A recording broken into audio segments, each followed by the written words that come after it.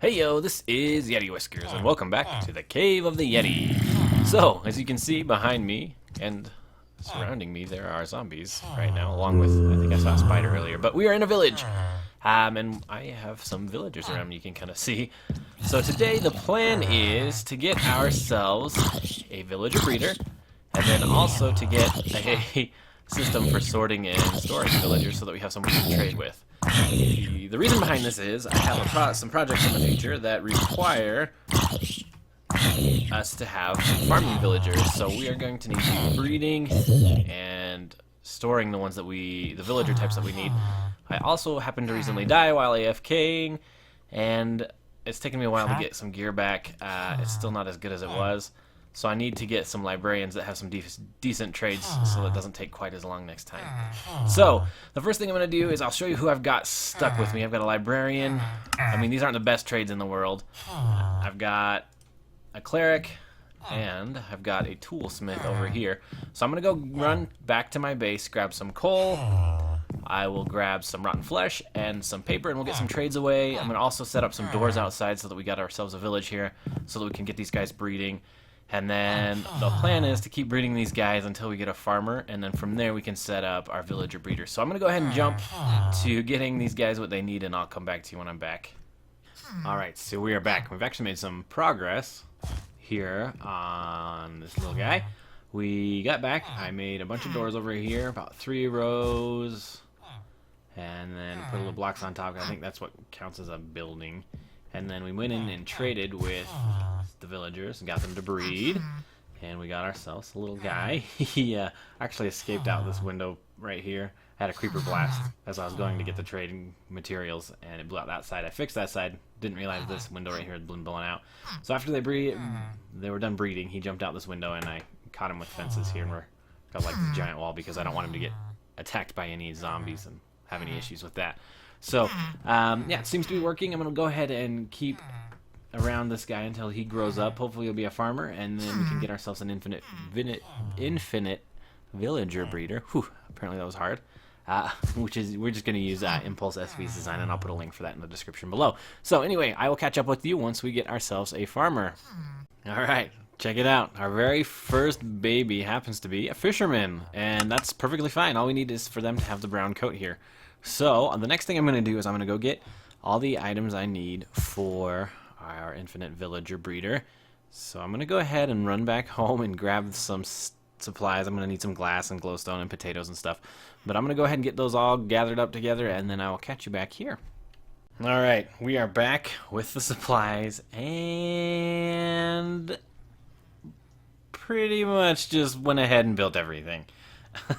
Kind of went a little crazy. I was too excited to get this thing going. So this is Impulse's design. We talked about that earlier. I'm going to be leaving a description or a link for that in the description.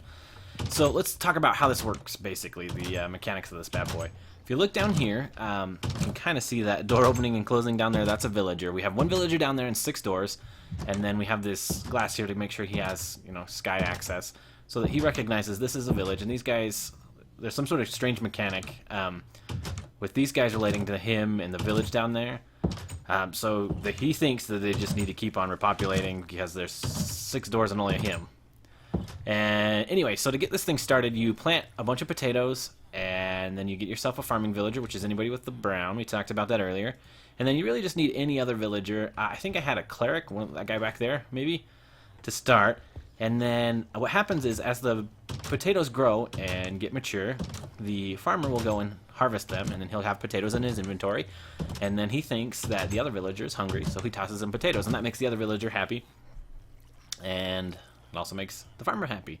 So when they're both happy, they have little hearts that come out, and if there is room in the village, they will breed. And they will continue to do so with some sort of strange mechanic. I don't know exactly how it works. You can watch Impulses. I think he may describe that a little bit better, how it works, if you want to go check that out.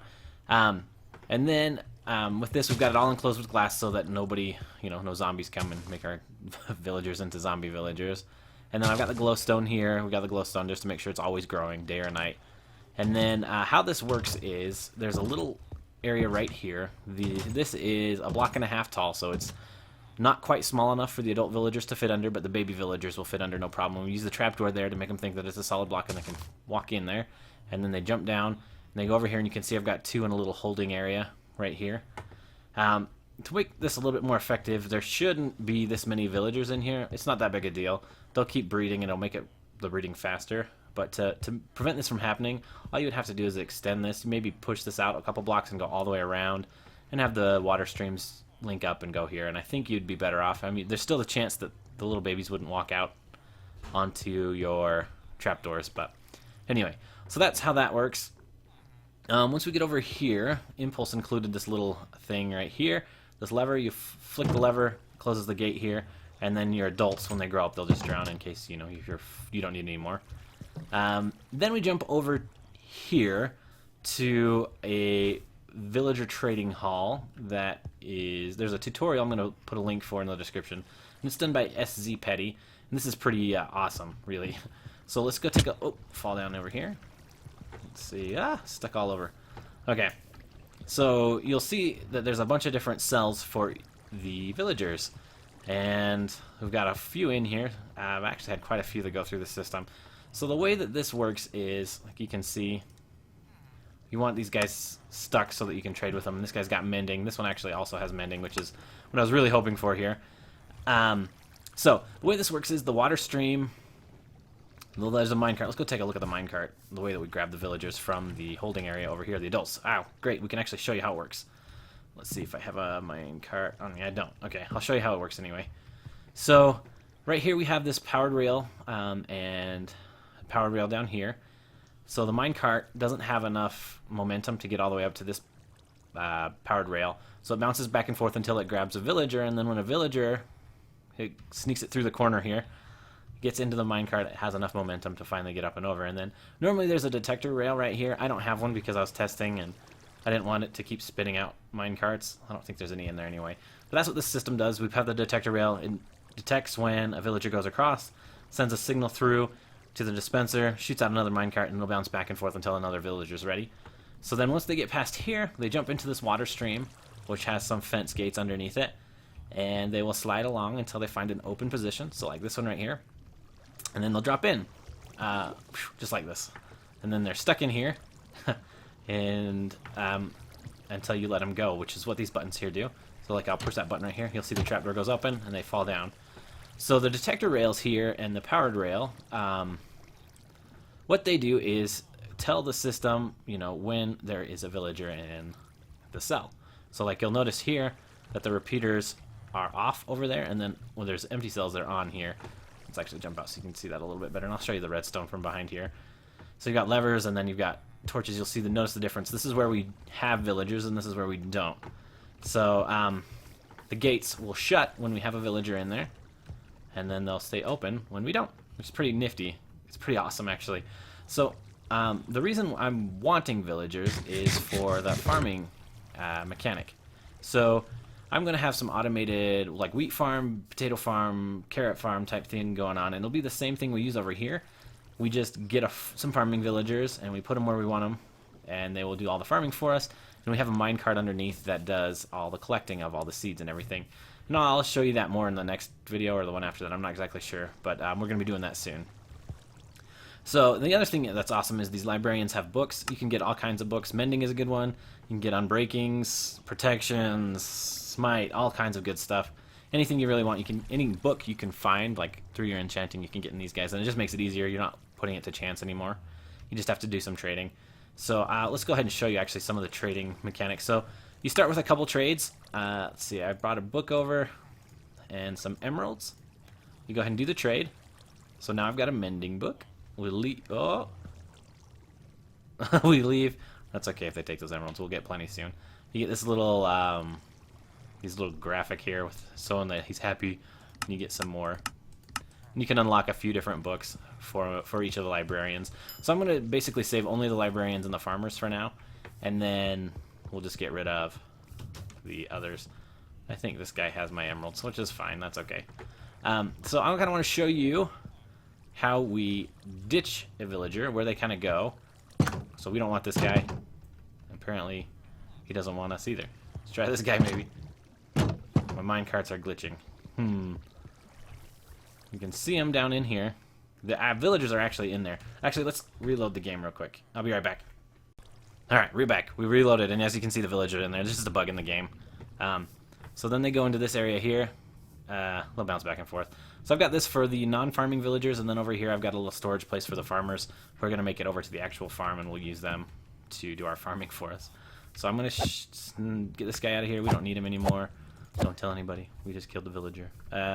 Take this, and I'll show you how the other mechanic works. This guy will jump back into that storage area now. And we'll show you how these guys jump into the actual cells. Man, if I can jump here. Parkour fails. Alright. So, let's jump on here. So basically, the dispenser would spit it out here. It goes back, grabs this guy, pushes him up and into the water stream. And he's going to keep going until he finds an open cell, which should be pretty quick. And then he'll be stuck here until we tell him it's time to go. Give him a second here. Sometimes they do skip, but then the next guy will fall in right here. So it's not a big deal if they skip. See what this guy's got for us. Sharpness 4. Not bad, not great. So the farmers are also really good once you have your automated farms going, because then you can just trade a bunch of stuff that you don't even have to like work for. So I'll come show you some of that too, and then we can just get emeralds and get the books we need. So let's see, like this guy, 21 wheat, like soon we'll have guys who are doing that for us. So it works out pretty well. Before you know it, you got all kinds of free books. No effort at all. Well, aside from setting this up. And then the other thing I wanted to talk about is this is really hideous right now. And I'm going to be changing this. We're going to make this into like a rural downtown area, like a main street or something. So this will be like a bigger building. Then we'll have some like different shops where we're storing some of these guys. Just kind of give it more fun aesthetic feel. Anyway. So that's it for today. Thank you guys so much for watching. Hopefully you've enjoyed it. And of course I'll be putting the links for those videos and tutorials in the description. And until next time, guys, thank you so much.